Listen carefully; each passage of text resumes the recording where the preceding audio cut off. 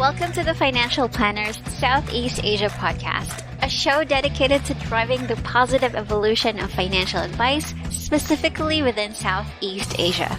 To join a global community of financial advisors sharing and learning with one another to drive the positive evolution of financial advice, head to xyadvisor.com.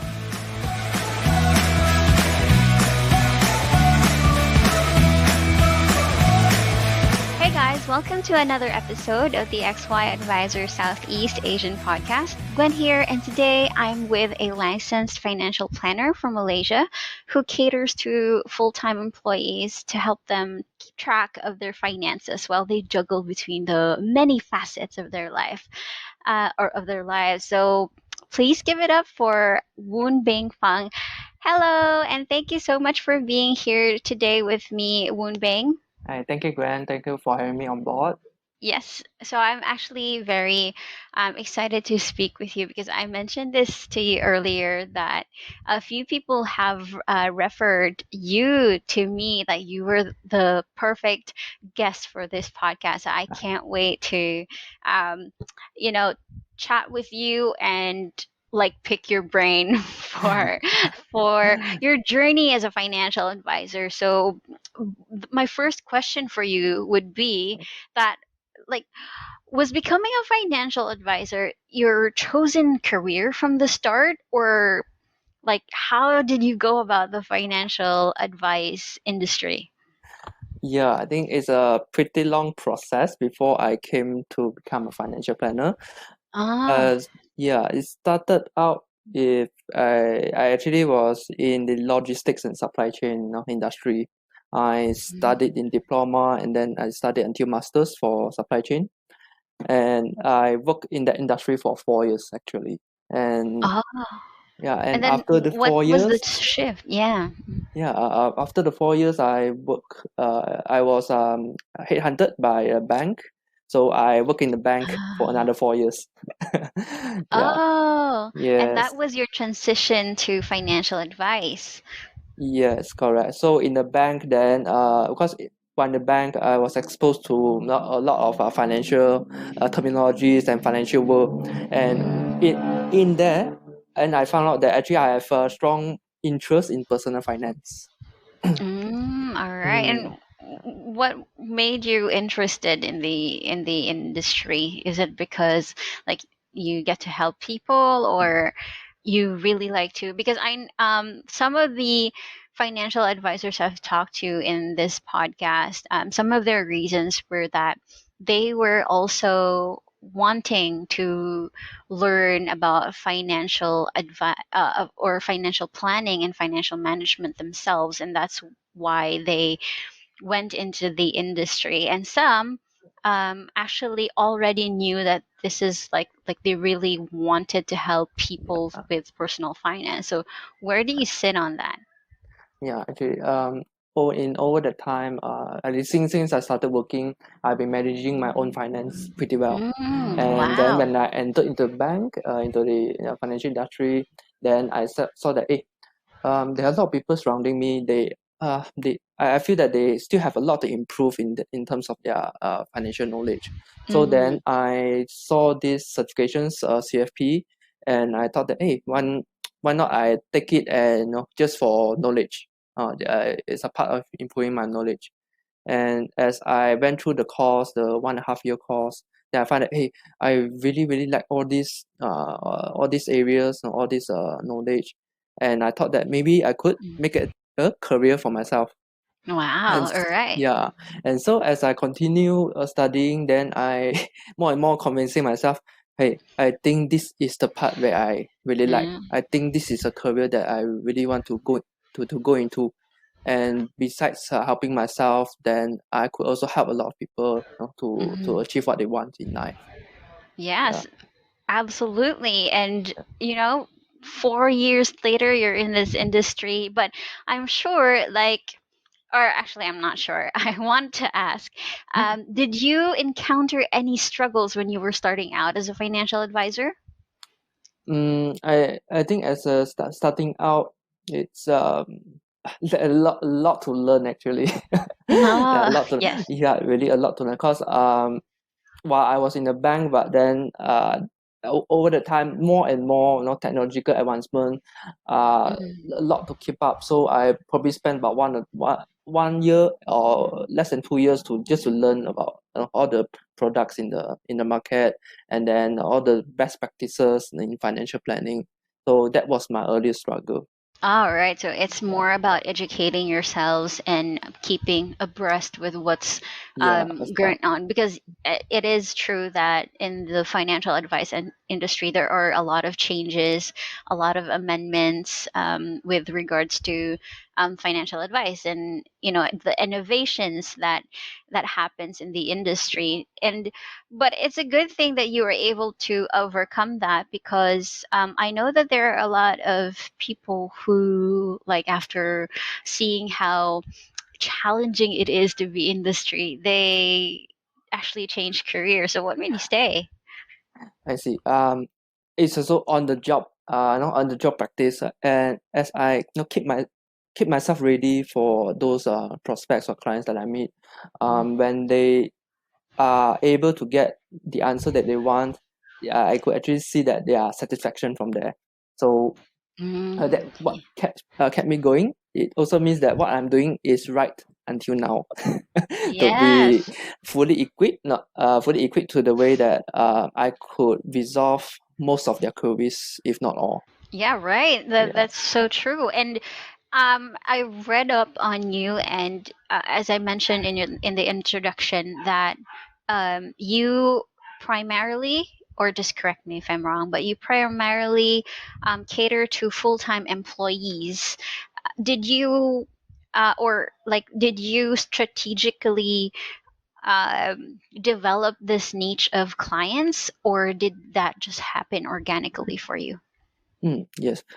I feel that I could help full-time employees more because I was in the as an employee for 8 years. So I Mm, would understand the struggles that most of the full-time employees would be going through, and most of the time, when we climb up the corporate ladder, time is really limited, and when this yes. time is limited, then somehow we our personal finance start to fall off because work always comes first, and then if we have our own family will come in second or even the first as well. So personal Mm, finance will come in the third. And so sometimes when people come to that stage, they start to lose track of their money, and then they would not be able to get what they want later in life. yes, I Yeah. definitely agree, because there we only have, like, what, 24 hours in a day, and then like almost half of that would be for resting or sleeping, if any at all. And then you also have, like, your family, spending time with your with kids, if they Mhm. have any, and then there's, like, your career, and sometimes you actually have to, like, put in extra hours, either to work at the office or learn something new so that you can advance your career. And then there's, socializing. Even that is Yeah. something that you have to put time into. And I definitely agree that, you know we really need help with some of the aspects in our lives, especially with finances, because it does tend to be put in the back burner, because it's just something that, well, let's face it, like, I know for a fact that I dread looking at my finances sometimes, Yeah. and you just put it off and you put it off, and you just need someone to keep you in track. So Mhm. you've really gone through this niche, and it's also because you know how, like, full-time employees feel. And that's very nice, because I know that's some I guess the thing with a niche client is born about with personal experiences, because some advisors, their niche are millennials, who are Mhm. just starting out, who are fresh graduates. And the reason they've targeted those type of people is because they know how it feels. And then there are some as well who target, like, small families or mm, couples who are starting out and starting to build their families, because they too are um, in their personal life, they're also trying to grow their own family. So that's very interesting that there is like a correlation between our personal lives and our ideal client base as well. Now, mm. how do you approach, or first, like, how do you actually speak to those people? Like, how do you make sure that you get your ideal client base? Do you speak to them, um, like, chat individually? Is that like cold market calling, or like, how do you go about looking for your ideal client? Yeah, that's a good question. It started up with all my my network because I used to work for 8 years. I know a lot of people, and at Mm. the beginning time, I just informed them I've changed my career to become financial planner, and I like to let them know what service do I provide.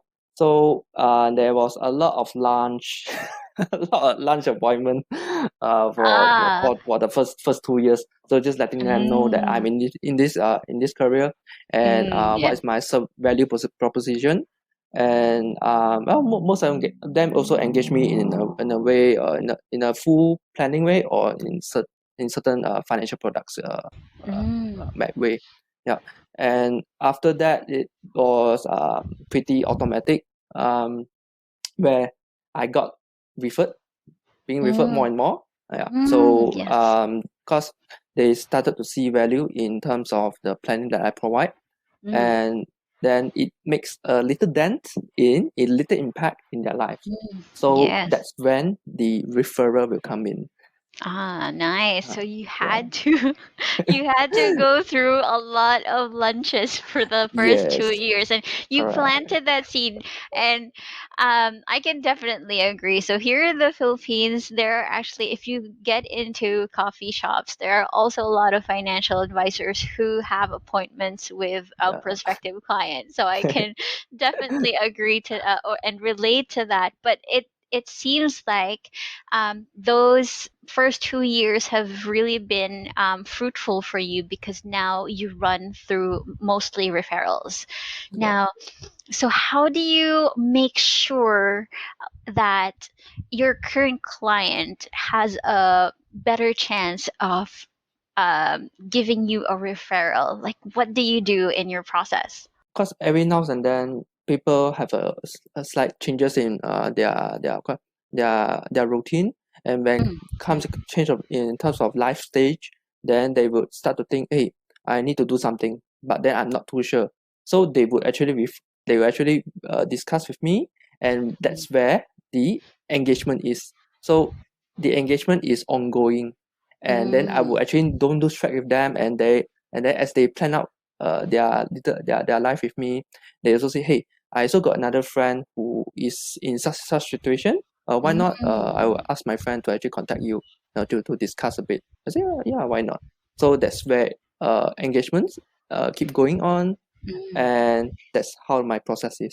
All right, that's Yeah. wonderful. And now, like, is your business running fully on referrals, or do you still reach out to other people, or like, do you do some kind of marketing? Yeah, actually, for the third year and the fourth year onwards, the struggle that I'm having now is actually to let more people understand what we actually do as financial planners. Mm. Because as times goes by, I sometimes get disappointed because Mm. I saw a lot of scams, lies, Ah, and yes, yeah, yes. and their hard-earned money being, being siphoned away. Mm. So Mm. uh, I think all these are primarily driven by greed, by human greed. Okay, Yes, yes. yeah, but also importantly is about knowledge, about Mm. regulations, or what is the regulated platforms, Mm. and so on forth, and also about learning who can the people trust, in Mm. terms of financial matters. Mm. Yeah. So yes, I'm doing marketing. I'm Mm. scaling up my marketing to let people know that, hey, we financial planners are here for you, and Mm. then we are, no, we are someone that you can rely on financial matters. Yeah, that's very Mm. interesting that you brought that up, one Bing, because um, I think a friend and I were just talking yesterday about that same situation as well. And that's still happening here in the Philippines too. That nowadays, especially with the pandemic, there are a lot of videos popping up everywhere in YouTube and TikTok, and giving financial advice, financial tips, or even like investment tips, like investment tips and whatnot. And Yeah. some people, because like they sound so, or they look so trustworthy, like they follow their advice, especially in the investment sides, on like what to invest, like this is a sure thing in investments. And we, as like especially the financial planners and financial advisors, know that there is always risk that comes in like investing. And Mhm. and this isn't communicated well or even at all in some of these videos that we see circulating in the interweb. So I'm really glad that you've brought that up and that you're trying your best to target your marketing strategies in educating other people on how financial planners are the best person to trust with regards to doing all these things. Because it's very it's sort of alarming to hear some people convince other people that Mhm. like there's this certain kind of investments that provides this percentage of an ROI with minimal risk, and we know that's not true. And even Yeah. with like some people invest first without having any savings or having any insurance. Mm. And so yes, and that's very alarming. Have you encountered any like clients that you have before, and like were you able to correct that certain type of mindset? Mm, they are actually, and there are also who Mm. have already been scammed. Yeah. Have been Oh. scams. So I asked them how do they feel about it, and they said, well, they at first they say no risk, no gain, but then of course they express remorse that Mm. it should not happen that way. So yeah, then we just continue our conversation to to I just tell them it's okay to be slow in terms of getting money, but so long Mm. that the money you get is sustainable and would not Mm. run away just in a Yes. second or so. Yeah. Yeah, that's true. And I'm glad and I'm happy that you started that sort of answer with asking your client how they feel about it, because Yeah. I think it's important that we know what they're actually thinking about those type of things. And so I'm just wondering now, like, and because it's like I mentioned, like the whole world turned upside down when the pandemic started. So I'm wondering, did you encounter any or experience any struggles when you were still adapting to the new normal? Or did you find that the new normal was even better than like how we do things before? Yeah. So like the pandemic started, I think in Malaysia it started in March where Yeah, we have a yeah. movement control order where we Mm, cannot go out of house. So mm, that's the part where everyone's life changes, including my own family. So my elder sister who lost her job mm, recently, and now she's finding another one. So mm. for myself, my business it's the opposite. My business grew 3 times last year. Yeah, Oh.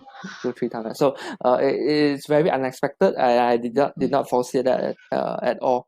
And most of it done through Zoom and social Mm. media. Yeah. So last year actually exposed me to mainly just on online platforms rather Ah, than yes. launch physical platform physical way. Yeah, So so last so year, so yeah, before the pandemic, your normal routine was to meet clients over lunch, and yeah, then um after the pandemic hit us, it was all Zoom. So you were able to grow your business 3 times then before that. And so so it should be a good thing, right? So were you able Yeah. to just transition to it like smoothly, or did you have any struggles like trying to figure out how technology works? Like some people, especially me, I'm not even good at Zoom, and I had to like really ace it during the pandemic, like setting up our meeting rooms and stuff. So how did that go for you? Yeah, I think for first few months it's a bit uncomfortable because I was just looking at the Yeah. screen, just looking at the screen, and sometimes though my clients don't even want to on their video, so I'll be Oh, talking blank into yes. the screen, talking to myself. Yes. So it takes a couple of months to get used to it. But after that, it's fine. And I think come the Zoom, then Microsoft, all these things starts to develop their Mm. own platform, and Ah, over yes. the months, then just to explore the platforms, which one is more comfortable or smoother, and turns out I think it's almost the same. Yes, yes, and some of like my friends are even saying that they are able to save money because they don't have to like pay for lunch or save time because they don't have to commute, and so that they really like what the pandemic has brought us with like giving us the giving us time to develop our technology skills in handling like online meetings and all that stuff. But how are you able to keep your clients' attention because they're just at home, right? And they're talking Yeah. to you and in Zoom, and sometimes they don't even turn on their cameras. So how are you able to like keep their attention while you guys are talking within your meeting? Because I know sometimes it can be difficult, like if their children are calling them or like there's a dog in the background. I think it's about timing. First one is about timing because Mm, throughout all the session that I made, I think 1.5 hours, that's the optimum, right? That's the optimum where mm, our mm, attention will be maximized, including myself. yeah. Anything more than 1.5 hours, we start to get distracted. Our minds start to go haywire, all this Yeah. stuff. Yeah. So timing is one, and second thing is Mm, the purpose of the purpose. So what's the purpose mm, of the discussion? So we just get straight mm, into the point. We discuss it, and then probably less than 1.5 hour, we just we could end it with nicely. Yeah, that's all right. So you rely more on making sure that it goes within your time limit as well as like the meeting or the conversation really has a purpose, so that you can also set that expectation to your client, right? So mhm. I would agree definitely. I think if you just ring up your client out of the blue, they'd more likely be inclined to not stay. But because that you've set an intention for your particular meeting on that specific time, then Yep. yes, they more likely listen to you and have a really good professional conversation with you, right? Right. So Yep. and because you're now doing your marketing and your you know you have this set up for your online business now and it's thriving. How are you, like, what are your goals for the rest of the year in terms of, like, are you growing your business, or are you banking on marketing? Yeah. So for this year and for the following year, I will put in more resources into marketing, and then letting people Mm, know about the financial services that myself or no or all the other financial planners have. So it's about also about continuing the education of the mm, community, to the society that we are here, we mm. exist. And Yes, yes. just yesterday I just spoken with a new prospect is I think Mm, husband and wife, and mm. the conversation actually lasted 3 hours, more than 3 hours. Oh. It's over my limit, but then they have it's really over my limit. So originally they wanted to see me for certain financial products, but as I Mm, explained my services to them, they got mm, very curious to mm. what to what service that I'm having. Mm, And mm. then so I explain to them how it goes, and they also talk to me how their lives are. And the husband just said multiple times that this is the first time I know that there's such service Ah. exists at all. Mm, mm. uh, Mentioned many times. So I think a lot of people deserve to know that there's such service here, and then Mm, it is an option for them to look mm, for us if mm. they whenever they need.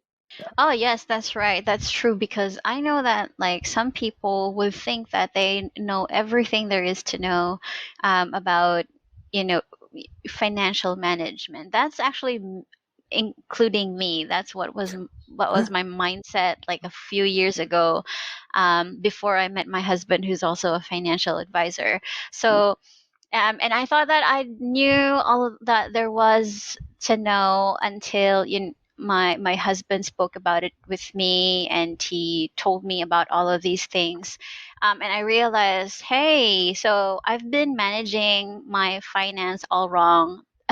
at, at this time, right? And I know that there are a lot of people that are out there who still think that way as well, that they know everything that there is to know. They're fine. They don't need a financial planner.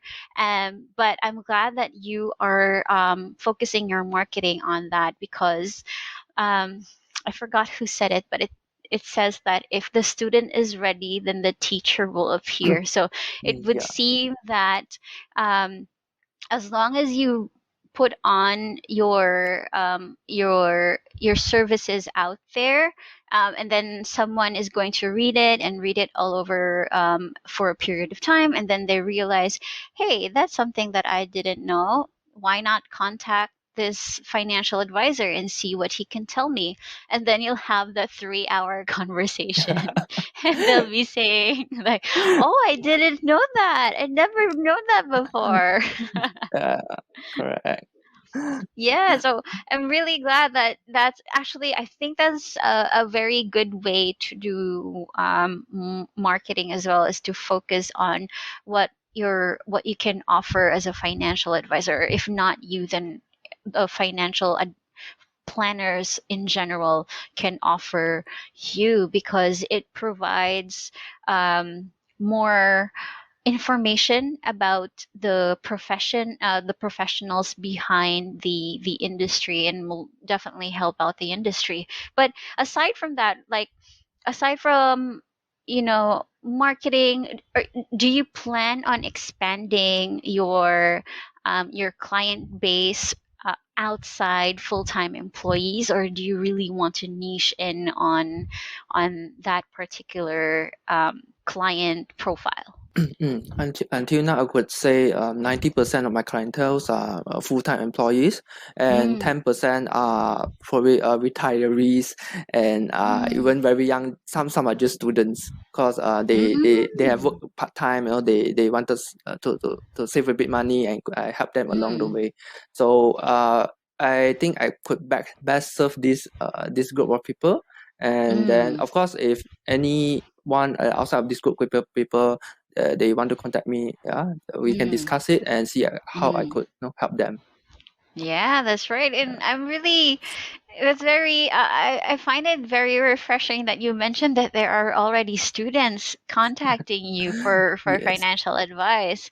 I Yeah. think if I had that, if I had that mindset when I was still a student, it would be very different. So and I wonder, like, how do you change the way you or your financial management structure because they're students, and do you change it for retirees as well?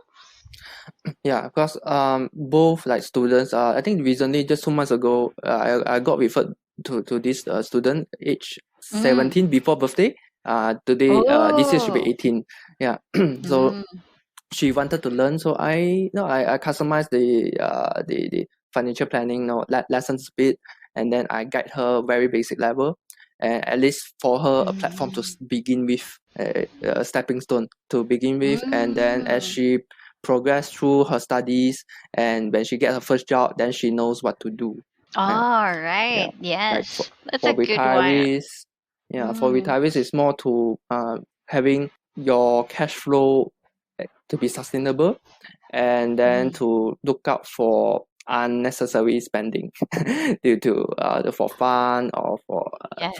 for anything else that is not within the plan. So Yes. for retirees, yeah, yeah, they could have fun, but just have a number in mind to before That's true. you take out the money. Yeah. That's true. That's true because you never know what's in store for you in the future, and having to ideally we won't have our clients work anymore, especially on like if they don't want to work anymore, right? So I'm really glad that you have that journey and that you have that plan in mind, and I'm also happy to learn that your business is thriving, because I know that there are some financial advisors who are struggling um, Mm, to transition their business from the traditional way of doing things over to like what's the new normal now, which is like Zoom meetings and setting up like online appointments and even like setting up their home offices, right? But and so I'm happy to learn that your business has grown 3 times more, and hopefully you have like I can see more marketing strategies from you in the future. I'm looking forward to seeing all of your content in the in our social media. Like, where do you post your marketing? Is it more on LinkedIn, or yeah, like do you use Facebook? I started with Instagram. I'm in Instagram right Oh, now. Yeah, but mm, just I'm looking out to a website also. I just probably website to leverage on website to expand my reach, and mm. any other probably LinkedIn later. So I have Oh, to do it one by yes. one. I can't do everything Yes, together. that's true. That's true. You shouldn't Yeah. actually. I don't think it's very advisable to do it all at once, especially if you're still trying to learn like a platform. It's really good to hone in on that one as well. So that is actually another good strategy to do. Well, I'm very happy to hear from you about that, and I'm sure that I will post the link to your website in the description of this podcast. But it's like it's almost the end of our podcast, so I'm just going to ask you one last question. Like, do you have any advice for any upcoming financial advisors that are out there? Like anything that you want them to know when they're still starting out? Mm. I think most of all, for anyone who is interested to get into this to this career, I think one of it is passion and purpose. Mm, And yes. I think if you have these two close to your heart, whatever you do, however you do it, you Mm, will succeed in mm, doing what you want to do. And the people that you approach, the people that you network with, the people that you link with, everyone could actually benefit from your services, from mm. your service. So I think it's very important to have these two as a base first. Yeah. Yeah, right. Well said, Woon Bing. And lastly, like, how can people reach you if they want to know more about you and what you do? Okay, they could reach via my LinkedIn or Mm, Facebook. Yeah, and also for of course for local Malaysians, they could actually reach me by my mobile number. Yeah. mm. All right. Wonderful. I'll be sure to link those up all in the description box for this podcast. So thank you so much for your time, Woon Bing. And I'm really happy that you opened up to us in this podcast and shared your journey in your chosen career of financial advice. And thank you so much for having this conversation with me. Have a good one. All right. Thank you, Gwen.